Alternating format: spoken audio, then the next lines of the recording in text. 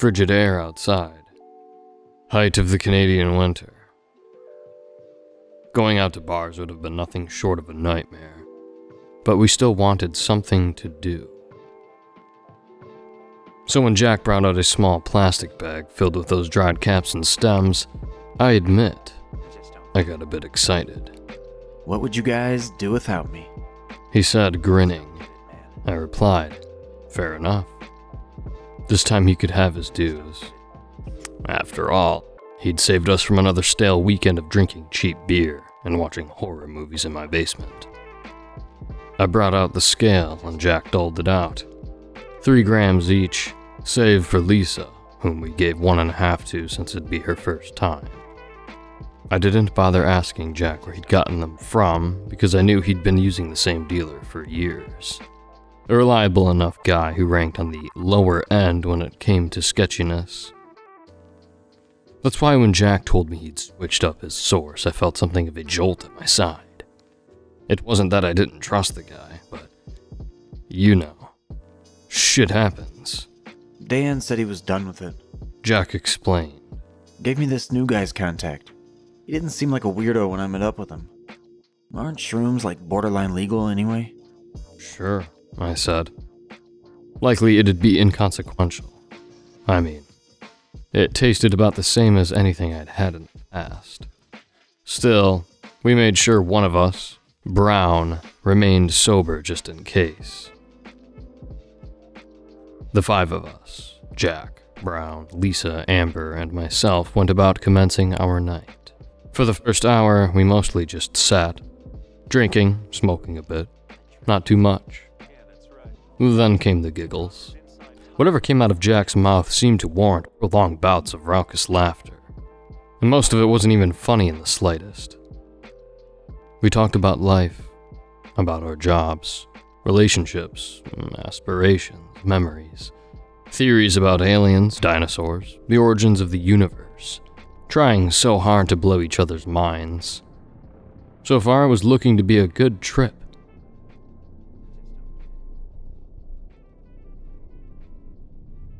About 2 hours passed before anything of concern happened, and it started with Lisa. Jesus Christ, she said. Are you guys seeing shit? I looked around. Not really, I said. What do you see? For a while she stayed silent, and I watched as she lowered the can of beer she was drinking and placed it down onto the table in front of her. She shook her head. What the fuck? I followed her stare and looked up at one of the corners of the ceiling. Nothing. What do you see? I repeated. Again, no answer. She just stared. Soon her mouth fell open. I looked around at the others, who just looked back and shrugged. You see, crazy hallucinations aren't exactly a trademark of shrooms. Sometimes you'll look at a painting and the lines will be a bit funky. Maybe you'll see a few swirls in the ceiling. Anything beyond that, and maybe you gotta start asking yourself what exactly it is you've just taken. Brown laughed. Come on, you gotta tell us what you're seeing. Slowly she closed her mouth and sat back, enveloping herself in the couch. She looked down at her lap and shook her head again. I don't know, she said softly, before stealing one more glance at the ceiling. It's gone now. The mood in the room certainly took a hit after that. In order to lighten things up, Brown put on some Netflix stand-up comedy. More laughs followed. Eventually, Lisa joined in as well, back to normalcy.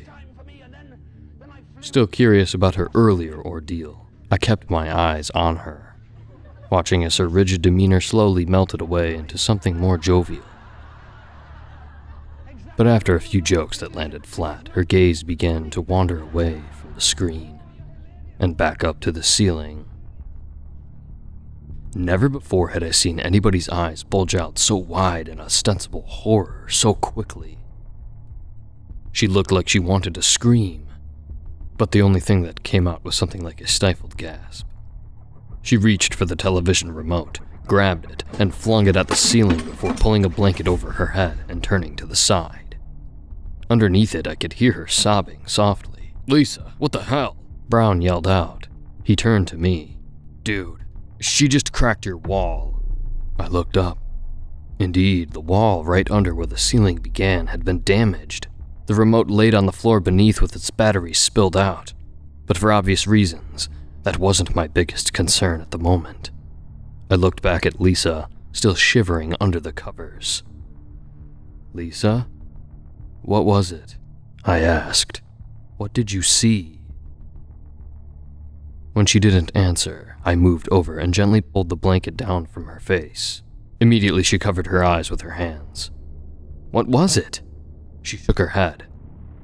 I can still see it. She said. Amber exclaimed. Jesus Christ, Jack. What the hell did you give us? Jack put his hands up in a defensive gesture. Nothing we haven't taken a dozen times before. "If it's from a different dealer, how can you be sure?" Brown added. Look, Jack continued. It's our first time. My first trip wasn't so fucking great either. He got up, walked over to Lisa. "Hey, Lise, you okay? I'll sit with you, alright? I'll talk you through this." He reached down and pulled her hands away. "Look, it'll be alright. We're all here. Your friends are here." She tilted her head up, revealing a face stained with tears, but her eyes remained shut. She mumbled something. "What?" Your shoulder. It's looking at me over your shoulder. Jack sighed, let go of her hands. Immediately they went back to covering her eyes. Fucking hell. I'm gonna have to kick this dealer's ass next time I see him. He looked at me, then at Amber. "You guys see or feel anything weird?" Amber shook her head. I considered it for a moment. I was definitely high, but it was about as mild as a shroom trip could get. Maybe it really was a first-time thing, I thought. Jack walked back to the couch he was sitting on, ran his hands through his hair. "We just gotta stay with her and wait till it wears off." Then he laughed. "Boy, wait till Dan hears about this. He's gonna flip shit." Lisa had stopped crying, but it was still a bit unnerving sitting next to her while she kept her hands practically glued to her eyes. Every now and then, we'd try and say something comforting to her. It was unclear whether or not it ever helped. At some point, Jack went to the washroom. Instead of sitting back down when he came out, he stood over the couch and looked around the room, his face contorted and his nose scrunched up, as if he were standing right in the heart of a landfill. "Tell me I'm not the only one who smells that," he said. "Make sure you turn the fan on," I replied. "Not that." I looked up at him.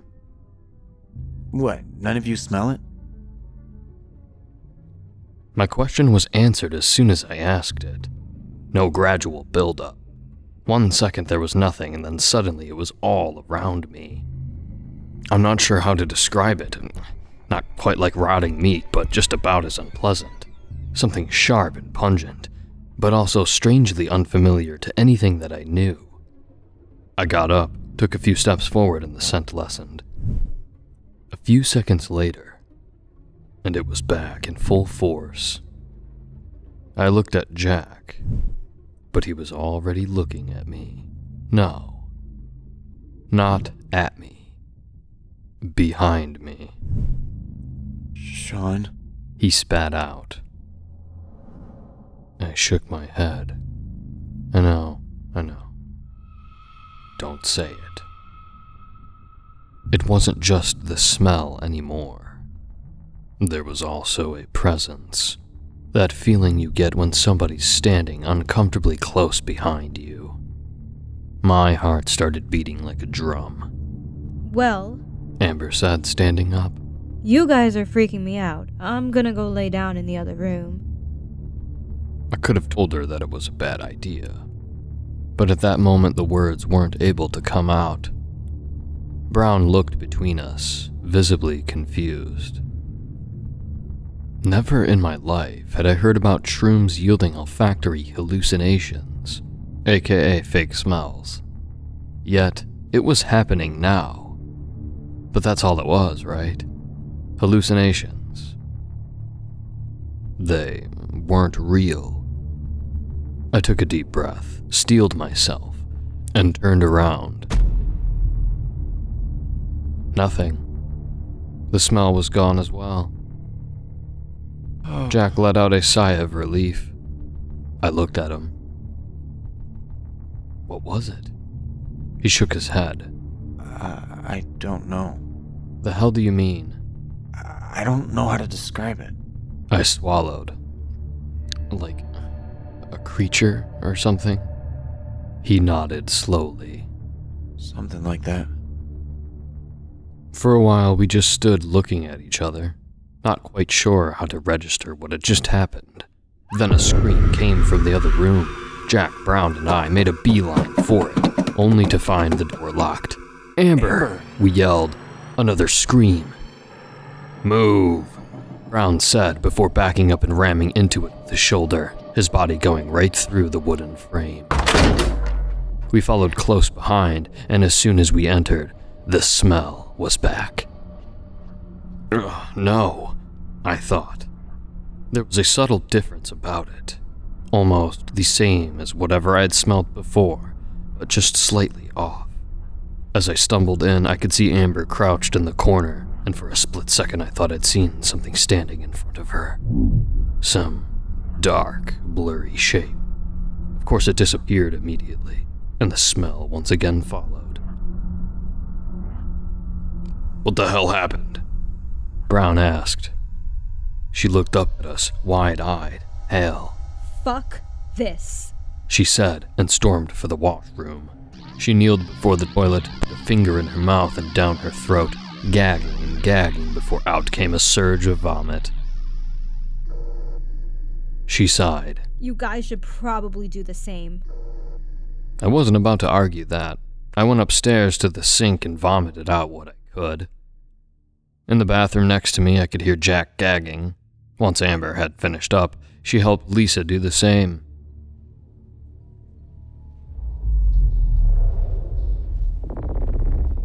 When I came back down, Brown was pacing around. Jack, I'm gonna kick this dealer's ass myself, he said. Then he got up. Give me the fucking bag. Jack rinsed his mouth with some beer. Yeah, he said and tossed it over to him. Brown caught it and placed it on the counter and took out a few of the stems. For a while, he just looked at them. Do you still have your microscope? He asked me after a few minutes. Maybe, man. I don't know. Why? Where could it be? He asked. I shook my head. Check the storage closet. Even though I'd puked out as much of the contents in my guts that I could have, the high was still there. Likely it was already too late to be purged out so easily. I looked over at Jack, who was sitting with his hands buried in his face, then at Amber, who was holding a borderline catatonic Lisa close, trying to comfort her any way she could, although none of it seemed to be working. Brown came back momentarily with the microscope in hand. He set it down and blew off some of the dust that had accumulated over the years since I left university, before picking up one of the stems and placing it onto the stage. Then he looked into the eyepiece and zoomed into it. What are you doing? I asked. No response. After a while, he breathed deeply. Son of a bitch, he muttered. He looked up and then at Jack. You son of a bitch, he said. What, man? Brown marched towards him, grabbed him by the collar of his sweater, and dragged him over to the counter. Take a look. Jesus, man, alright. Jack jerked free from his grip. He bent down and pressed his eye to the lens. Seconds later, he vomited again, all over the floor. He wiped his mouth and fell back. What the fuck? What the fuck? I turned to Brown, and he gestured for me to come take a look as well. I already knew that I wasn't going to like what I was about to see, and I was right. Even at maximum magnification, they were small, but they were there. Lined all the way up and down the stem were eyes. All different colored irises blinking, staring blankly at me. I began to taste the vomit as well. After a while, Amber also looked. She didn't say anything. Really, none of us knew what to say. Because we knew things were only going to get worse. Jack took out his phone. I'm calling this motherfucker, he said. And what's that gonna do? Brown asked. You gonna rat him out to the police? No, I'm gonna find out what the fuck it is that he sold me. By now, we should have been reaching the peak of our high, and I could feel as much. If you haven't experienced it before, then I'm not sure how to describe it. But know that the factors separating a bad trip from a good one are one's state of mind and the environment around them. And in circumstances like these, that could only spell out disaster. I took a deep breath, trying hard not to let panic flood my system.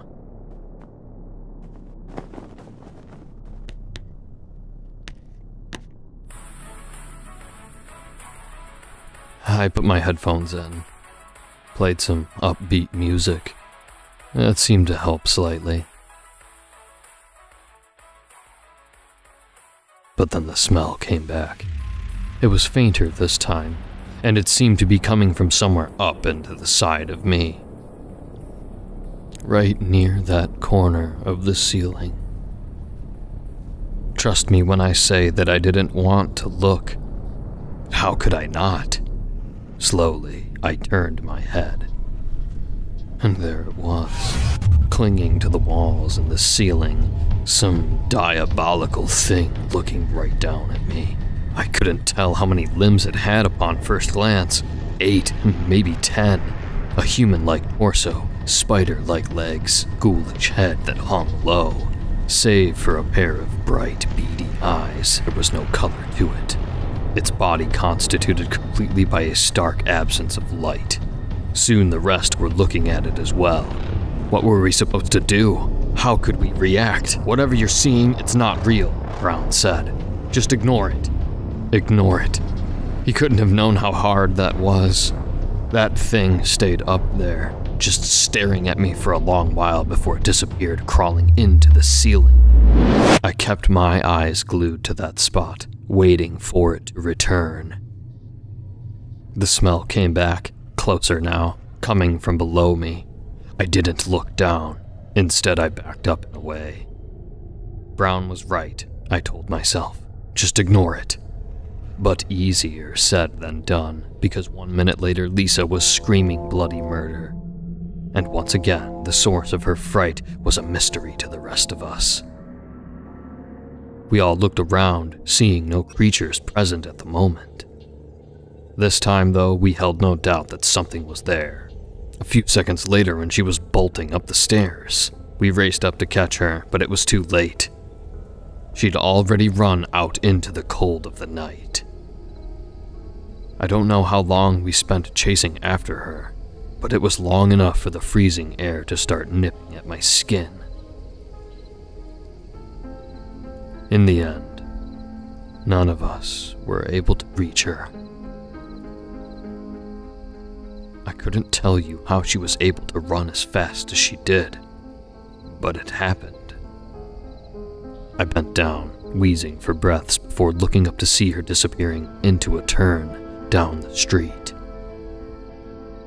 I turned around and saw the others some meters behind me, equally exhausted.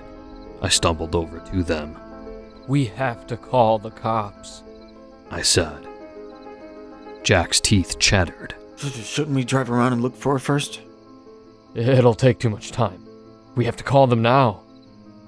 No further objections. I took out my phone, dialed 911, passed it off to Brown, who spoke to them.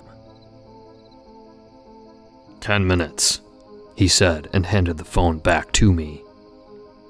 We began walking back, and I forced myself to keep my eyes forward.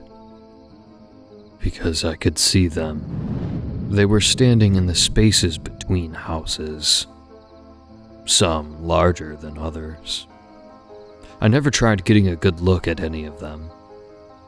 Once I noticed that they seemed to be getting closer, I began to run, and the rest soon followed.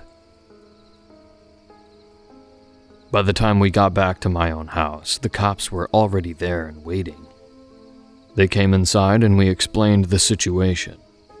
Then they set off to look for her, with Amber and Brown riding along in the back seat.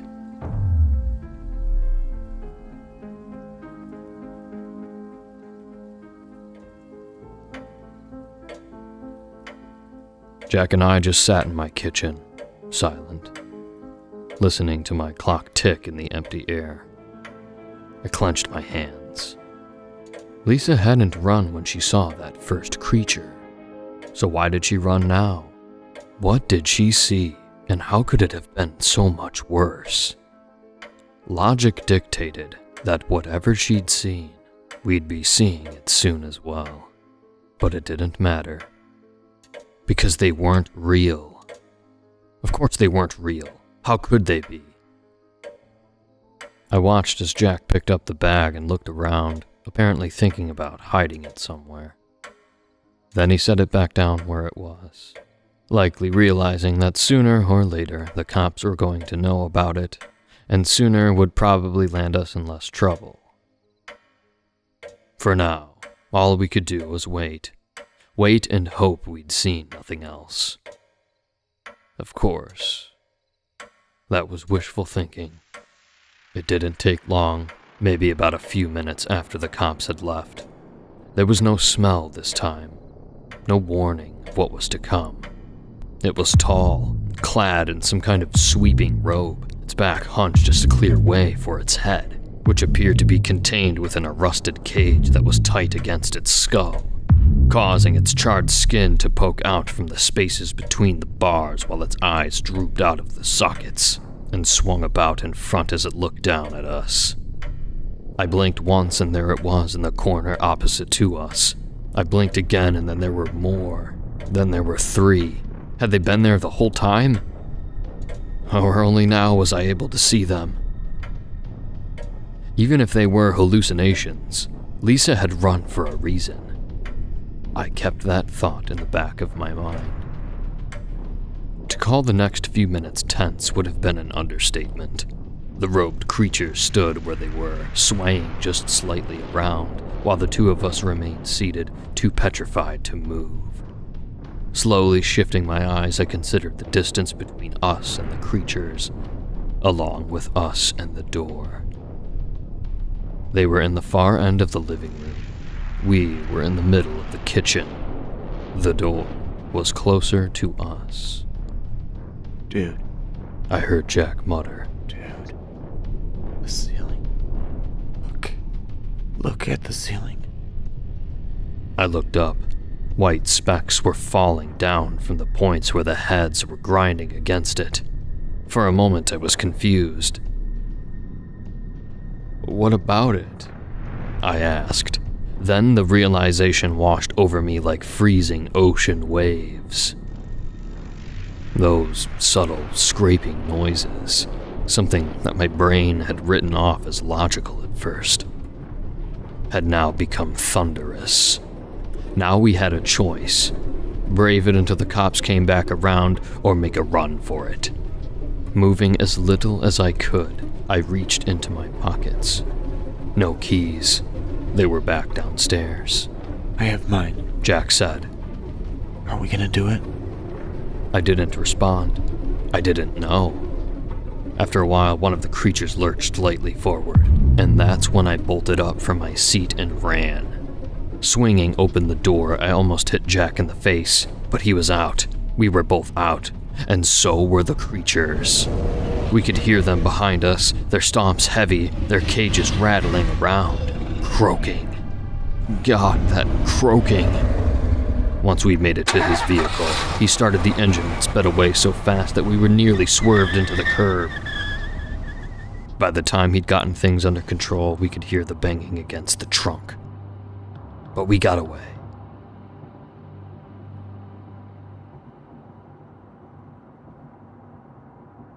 As we drove, I asked him where we were going. Dan won't pick up my calls, He said, gripping the wheel tight. so I'm gonna ask him a few questions in person. I could feel the hairs standing tall on the back of my neck during the entire drive over. About 5 minutes in, something appeared in the back seat. After 10, it was joined by something else. I didn't look. I forced myself not to look. Sometimes they'd also be there in the back seats of the cars that passed us. Some were standing on the sidewalks. Some stood in the road in front of us, and Jack carefully swerved to avoid them. Most of the time. There was this one creature, humanoid, wrapped in bandages like a mummy, bearing large clawed hands that he ran over without hesitation. I could feel the impact, and it left a large crack on the windshield. When I looked over at him, he was pale, his expression like stone. I asked why he'd done that. I had to, He said. At one point, I felt something touch my shoulder. Closing my eyes, I reached for the water bottle sitting in his front cup holder. Then I turned around and flung it into the back seat. I'd hit something, a hoarse whimper. It was strange. Even though my eyes were closed, I could still see it. More accurately, the outline of it was palpable through the patterns in the dark. It was a feeble thing. Some toddler-sized larva creature with stick-like appendages. Even stranger was that I could sense it wasn't a threat. There was an aura around it. Something heavily contrasting what I'd felt from those robed creatures. Still, I didn't want it around me. I didn't want it in my world. After 20 minutes, we pulled up at a modest property nestled away at the very end of some suburban street. Jack stopped the car, and we scanned our surroundings. Silent. Still. Then we got out and walked up to the front door. Nothing. Dan! Nothing still. Then he tried the door, and it was unlocked. Cautiously he entered, and I followed right behind. The living room was empty, normal looking. The bedroom was a different story. Clothes and papers were strewn around. A computer monitor was smashed and face down on the desk. Blood was on the floor. Bullet holes in the walls.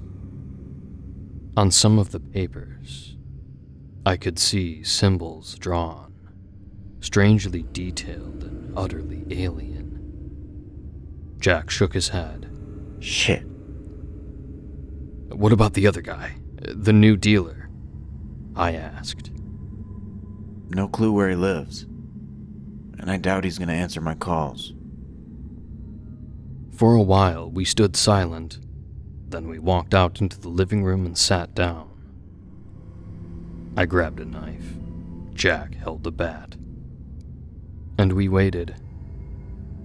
Before we knew it, the sun had risen. It's worn off, isn't it? I finally asked, breaking the silence which had persisted for so long. Jack nodded. Yeah.